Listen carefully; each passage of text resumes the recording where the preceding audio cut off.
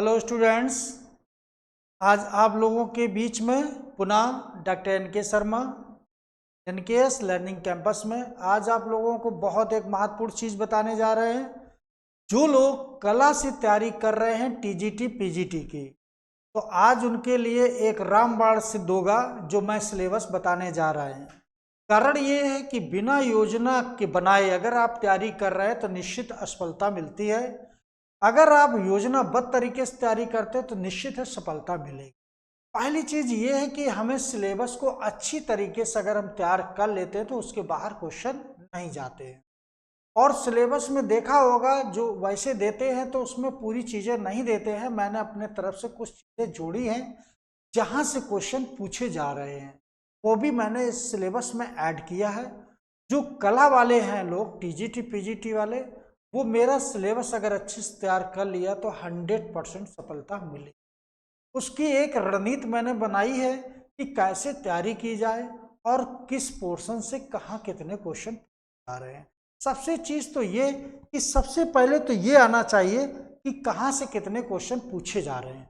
जब आप ये जान जाएंगे तो वास्तव में और अच्छी तैयारी हो जाएगी। जहाँ से ज़्यादा क्वेश्चन आ रहे हैं उसको फोकस ज़्यादा करिए और जुड़े रहिए मेरे साथ। देखिए, हम सिलेबस बताने जा रहे हैं कैसे क्वेश्चन बन रहे हैं। क्वेश्चन आपके आएंगे 125 आएंगे। कितने आएंगे? 125। टारगेट बनाओ 120 का। टारगेट बनाओ 120 हमें करना है। जब 120 के बनाओगे तो 118-15 तक आओगे। ठीक है, पिछले बार मेरिट बहुत ज़्यादा गई थी लेकिन इतनी कभी गई नहीं है। लेकिन ये जान लो फिर भी अपना टारगेट 120। तो पहली यूनिट क्या है आपकी? भारत के प्रयाग ऐतिहासिक चित्रकला। अब प्रयाग ऐतिहासिक चित्रकला में देखो क्या क्या पढ़ना है। जैसे कि यहीं से स्टार्टिंग होती है हमारी चित्रकला। तो मिर्जापुर की पूछा जाएगा, प्रतापगढ़ का पूछा है, बांदा का पूछा जाएगा, भीमबेट का पूछा सिंगन पूछेगा, छत्तीसगढ़ पूछेगा, बिहार पूछेगा। अब देखो छत्तीसगढ़ ये तुम्हारा 1 नवंबर 2000 का एक नया राज्य बन गया था। ठीक, छत्तीसगढ़। ठीक है। अब देखो मिर्जापुर उत्तर प्रदेश में, प्रतापगढ़ उत्तर प्रदेश में, बांदा उत्तर प्रदेश में। ठीक है, तो ये तीन तुम्हारे उत्तर प्रदेश में हो गए। भीमबेटका तुम्हें मालूम है एमपी में है। यहाँ से अक्सर क्वेश्चन पूछा जाता है भीमबेटका से। ठीक है, तो ये क्वेश्चन। होशंगाबाद ये भी एमपी में है, सिंगनपुर है और छत्तीसगढ़ ये भी याद रखना कि नया स्टेट बन गया, बिहार से पूछा जा रहा है। पंचमढ़ी बिहार से है, रायगढ़ ये यानी कि छत्तीसगढ़ में। जब इतनी चीजें हैं इसकी यूनिट अपनी अलग बना लो, चूंकि यहाँ से क्वेश्चन गलत होने की ज्यादा संभावना रहती है। ठीक है, इसको अलग बना लो। तो पहली यूनिट तुम्हारी ये हो गई। इसके बाद दूसरी यूनिट जो तुम्हारी है आदि ऐतिहासिक।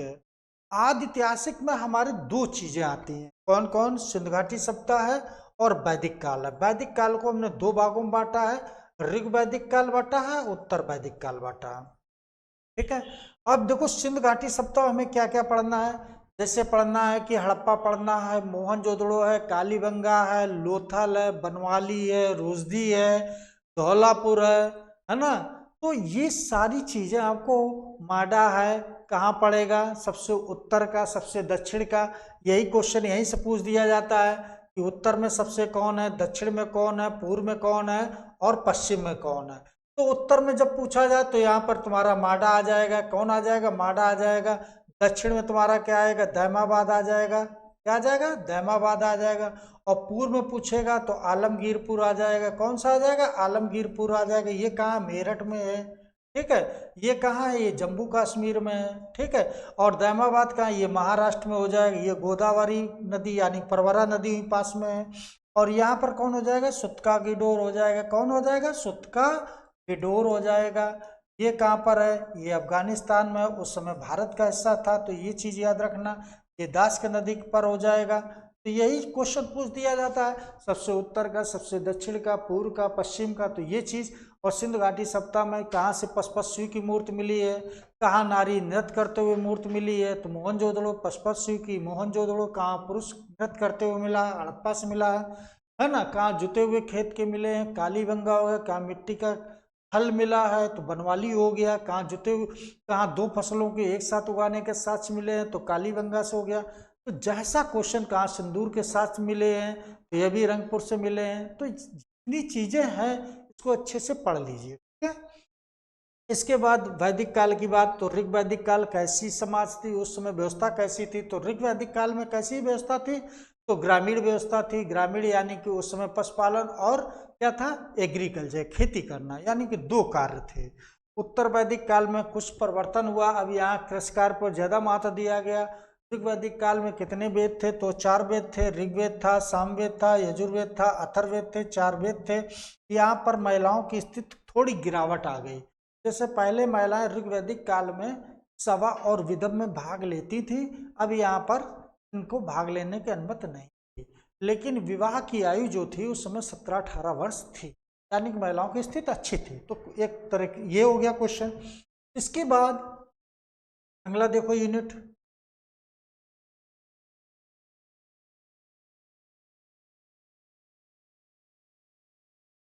अगली यूनिट। अब देखो यहाँ कैसे हमें करना है। अब जैसे तीसरी यूनिट बहुत महत्वपूर्ण यूनिट है, जैसे चित्रकला गुफाएं। यहाँ से क्वेश्चन तुम्हारे 10 से 15 क्वेश्चन यहाँ से आते हैं, और 16 में तो यहाँ रिकॉर्ड हो गया कि 18 क्वेश्चन पूछे, 20 क्वेश्चन आ गए थे। लेकिन 10 से 15 क्वेश्चन जब आ रहे हैं तो इसको क्यों ना अच्छे से पढ़ लिया जाए। अब जैसे यहाँ से क्या पूछा जाएगा कि जोगी मारा गुफा कहाँ है ना। जैसे छत्तीसगढ़ में है, अजंता कहाँ है, महाराष्ट्र में बाघ कहाँ है, ये भी एमपी में है, बादामी कहाँ है, बीजापुर कर्नाटक में है, एलोरा गुफा कहाँ है, महाराष्ट्र में है, हाथी गुफा कहाँ है, ये भी पढ़ लो अच्छे से, कनेरी गुफा कहाँ है, और शीतल वासल गुफा कहाँ है, ये तमिलनाडु में है, ये भी बहुत पूछा जाता है तमिलनाडु में। तो ये चीज। अब इसके बाद सिंगरिया जो गुफा है ये श्रीलंका में, ये तो बहुत पूछा जाता है। सिंगरिया चूंकि बिल्कुल अलग है, भारत से अलग है, इस वजह से इसको जरूर पढ़ के जाना और पूछा भी जाता है, ठीक है। अब जो जो ये गुफाएं पूछी गई तो सब गुफा से कुछ ना कुछ पूछा जाता है। जैसे एलोरा गुफा बहुत फेमस है ना। एलोरा गुफा में कृष्ण का मंदिर जैसे बना था, तो ये मंदिर किसने बनवाया था, राष्ट्रकूट शासक था, ठीक है। तो उसने कृष्ण प्रथम ने मंदिर बनवाया था यहाँ पर, ठीक है। बहुत फेमस है। हाथी गुफा बहुत पूछा जाता है, अजंता एलोरा ये सब पूछी जा रही हैं। तो इनको ये गुफाएं बिल्कुल अलग कर लें, गुफा का बिल्कुल बहुत अच्छे से पढ़ के जाना, क्योंकि 10 से 15 क्वेश्चन जब तुम्हें रखे मिल रहे हैं तो क्यों ना इस पर अच्छे से मेहनत की जाए। अगली यूनिट जब चौथी यूनिट आएगी, यानी कि भारतीय लघु चित्रकला। अब यहाँ से कितने आएंगे क्वेश्चन, 5 से 10 क्वेश्चन यहाँ से आ रहे हैं, तो 5 से 10 क्वेश्चन आ रहे हैं। अब इसमें कैसे क्वेश्चन बनेंगे, कहाँ से बनेंगे, जैसे जैन धर्म पूछा जाएगा, बौद्ध धर्म पूछा जाएगा, पाल वंश पूछा जाएगा, भ्रंश शैली पूछी है। तो जैन धर्म का याद रखना कि जैन धर्म का संस्थापक कौन था, ऋषभदेव था, जिनका आदिनाथ के नाम से जाने जाते हैं। जैन धर्म के और 19वें तीर्थकार पूछा जाएगा, मलिनाथ थे, चूंकि ये ऐसे तीर्थकार हैं जिन्हें स्त्री कहा गया है कि ये स्त्री थे, है ना। तो ये भी पूछा गया है। दूसरी चीज 20वें तीर्थकार मनव्रत थे, 21वें तीर्थकार नेमिनाथ थे, और 22वें जो तीर्थकार थे अरष्ट नेमि, इन्हें कृष्ण का अवतार बताया गया। तो इस वजह से ये क्वेश्चन ज्यादा पूछा जाता है। और 23वें तीर्थकार ये चूंकि पारसनाथ थे, इनका जन्म कहाँ हुआ था, तो पारसनाथ का यानी कि बनारस में जन्म हुआ था। और इसके बाद महावीर स्वामी पूछा जाएगा, ये जैन धर्म के वास्तविक संस्थापक थे, है ना। तो ये चीज याद रखना कि महावीर स्वामी जैन धर्म के वास्तविक और 24वें तीर्थकार थे, ठीक है। जैन धर्म के जो 24वें तीर्थकार थे, महावीर स्वामी ने जो घर छोड़ा था 30 वर्ष की अवस्था में छोड़ा था।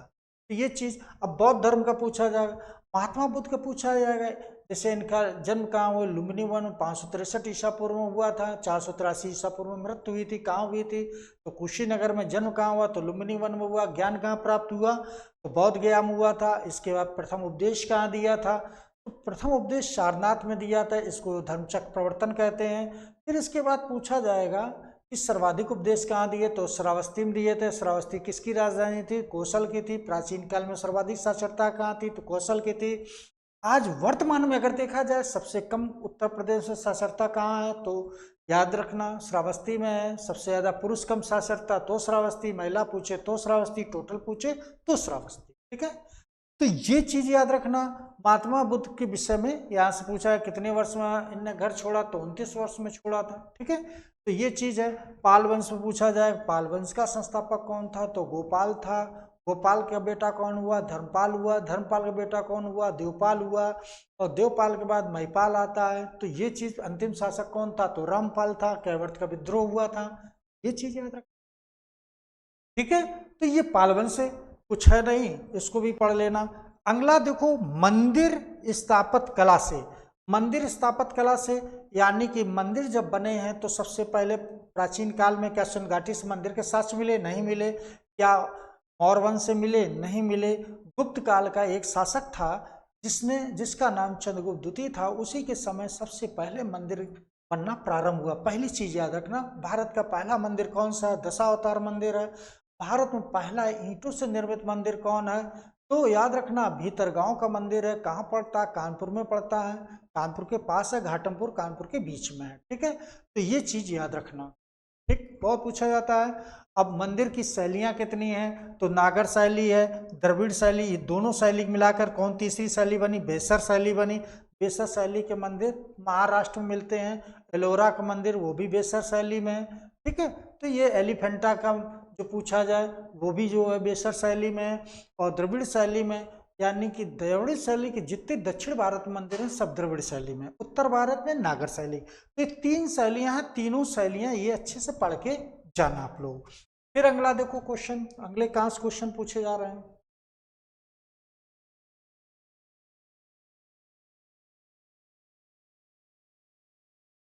अब देखो यहां से, फिर इसके बाद बहुत महत्वपूर्ण राजस्थान शैली, यानी कि 5 से 10 क्वेश्चन आपको रखे मिलेंगे यहाँ से, याद रखना 5 से 10 क्वेश्चन रखे मिल रहे हैं, तो क्यों ना अच्छे से पढ़ लिया जाए।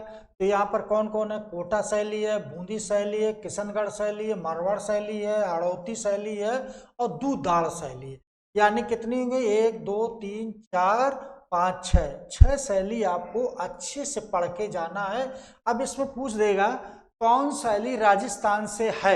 अब यहाँ दुधाड़ शैली दे दिया, यहाँ से दे दिया गुलैर शैली है, कागड़ा शैली है, बसौली शैली, एक दुधाड़ शैली दे दिया। कौन पूछ दिया तो तुरंत लगा दो, अगर पढ़े हैं अच्छे से तो तुरंत लगा दें। तो ये शैलियाँ याद रखना, क्योंकि 4 ऑप्शन दिए, एक उससे अलग होगा, हट के होगा, 3 हट के होगा, एक वही दे देंगे। तो इस तरीके से भी इसके बाद ये शैलियाँ आपको अच्छे से पढ़ना है। फिर इसके बाद पहाड़ी शैली, देखो 15 से 20 क्वेश्चन आ रहे हैं, यहाँ से कितने आ रहे हैं, 15 से 20 क्वेश्चन। तो ये भी बहुत अच्छे से पढ़ के जाना है।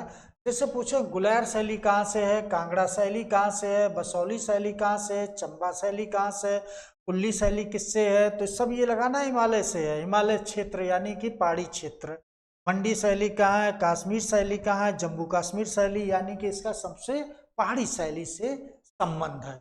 तो पहाड़ी शैली में यानी कितनी आ गई, 8 शैलियां आ गई हैं, ठीक है। तो ये 8 शैलियां आपको बहुत अच्छे से पढ़ के जाना है। तो यहां से देखो क्वेश्चन कितने आ रहे हैं, 15 से 20 नंबर के क्वेश्चन पूछे जा रहे हैं। अब इसके बाद देखिए,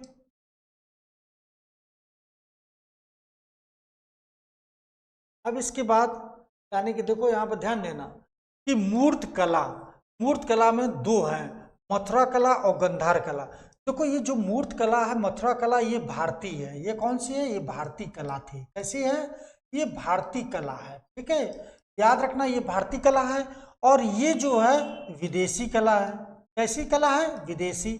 ये एक ही पत्थर को तराश के बनाया गया, इसमें पत्थर के टुकड़े लगाए गए हैं, इसमें टुकड़े लगा लगा के बनाया गया है, तो ये ज्यादा सुंदर है।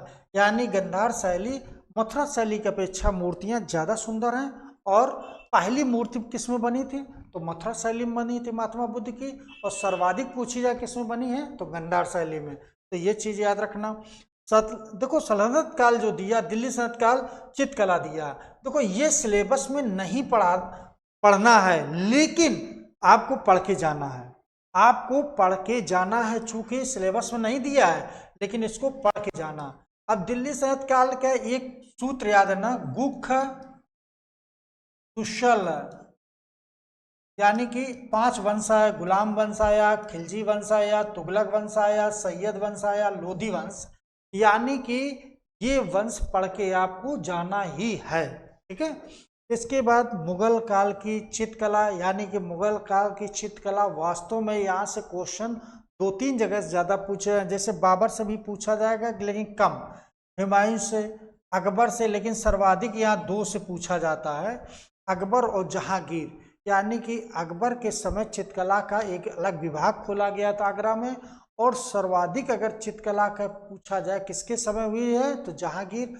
जहांगीर का स्टेटमेंट था, कोई किसी का हाथ बना दे, पैर बना दे, आंख बना दे, कुछ भी बना दे, वो देख के ये बता देगा कि ये किसकी चित्रकला है, किसने ये चित्रकारी की है। यानी कि इतना परखी था। तो इसके लिए उस समय का काल स्वर्ण काल कहा जाता है। तो ये चीज याद रखना कि मुगल काल का ऐसा कौन सा बादशाह था जिसके समय चित्रकला को स्वर्ण काल कहा जाता है, तो जहांगीर लगा के आना।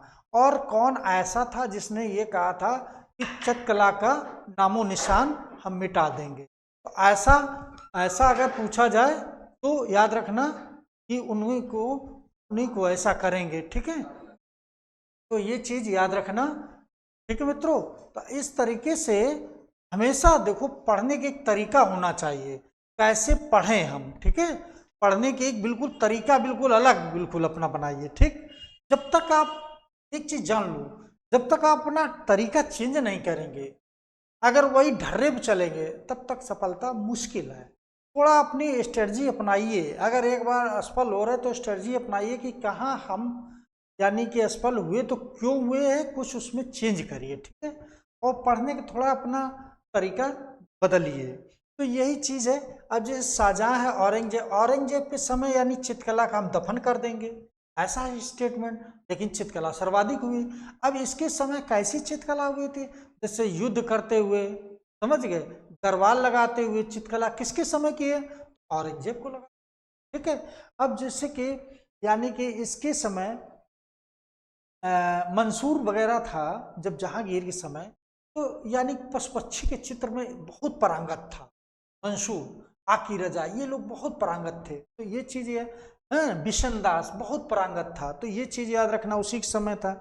अगला है यूरोपीय चित्रकला, यानी कि यूरोपीय चित्रकला, इसको भी बहुत अच्छे से पढ़ के जाएंगे आप लोग। ठीक है, यूरोपीय चित्रकला को अच्छे से पढ़ेंगे। ठीक,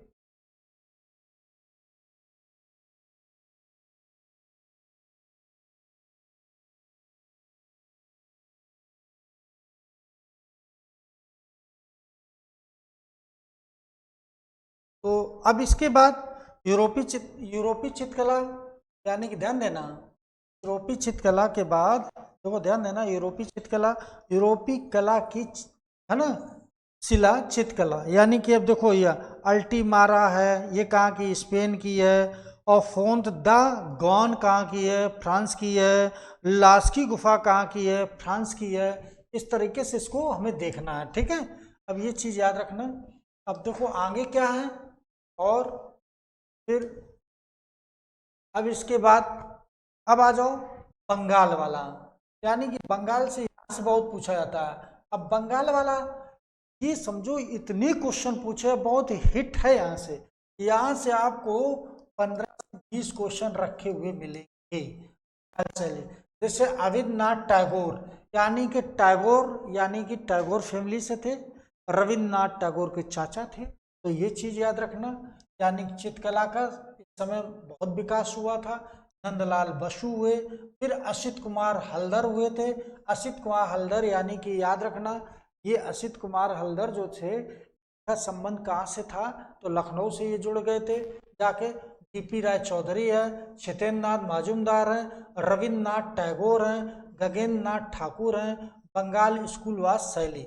अब देखो रविन्द्रनाथ टैगोर, अभी पीसीएस में क्वेश्चन पूछा गया था कि रविन्द्रनाथ टैगोर ने चित्रकला सीखी, उस समय इनकी अवस्था क्या थी, यानी कि जब इन्हें चित्रकला सीखी 50 साल, 60 साल, 70 साल, 80 साल, तो इनकी आयु 70 साल में इन्हें चित्रकला सीखी और बहुत चित्र बनाए और बहुत अच्छी चित्र बनाए।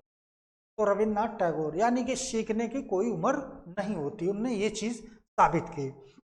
अब देखो इसके बाद पुनः जागरण शैली, यानी पुनः जागरण शैली, यहाँ से भी 15 से 20 क्वेश्चन आएंगे। ठीक है, तो यानी कि ये क्वेश्चन यहाँ पे भी बहुत इंपॉर्टेंट है। अब देखो राजा रवि वर्मा, जैसे इनका पूछा जाए इनका जन्म कहाँ हुआ, तो केरल में हुआ था। इन्होंने जो चित्रकला सीखी, इनने इनके मामा का बहुत बड़ा योगदान था, और वास्तव में इनने बहुत संघर्ष किया। फिर इसके बाद यामिनी राय का पूछा जाएगा। अमृत शेरगिल, ये अमृता शेरगिल यानी कि मात्र 30 साल की उम्र में इनकी मृत्यु हो जाती है, और ये वास्तव में बहुत पारंगत थी चित्रकला में भी, और ये विदेश में, इनके माता पिता विदेशी थे, यानी माता हिंदू थी, यहीं की थी, पिता विदेशी थे, ऐसा माना जाता है। तो ये चीज़ देख लेना, ये भी बहुत पूछा जाता है। फिर NS बेंद्रे, ये भी पूछा गया है। के हेबर हैं, KS कुलकर्णी, MF हुसैन से तो बहुत ही क्वेश्चन पूछे गए हैं, है ना, और ये विवादित क्वेश्चन इनके बहुत रहे थे। KM आरा से, यहाँ से भी क्वेश्चन काफी पूछे गए।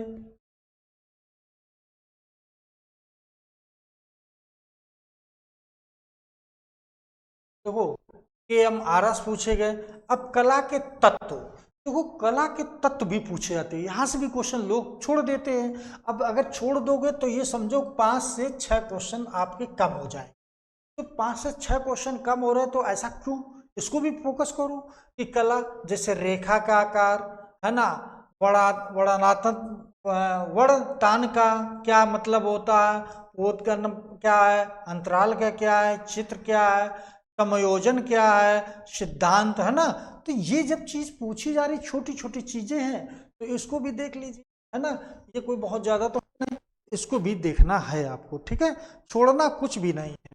फिर इसके बाद और देखो क्या बचा है,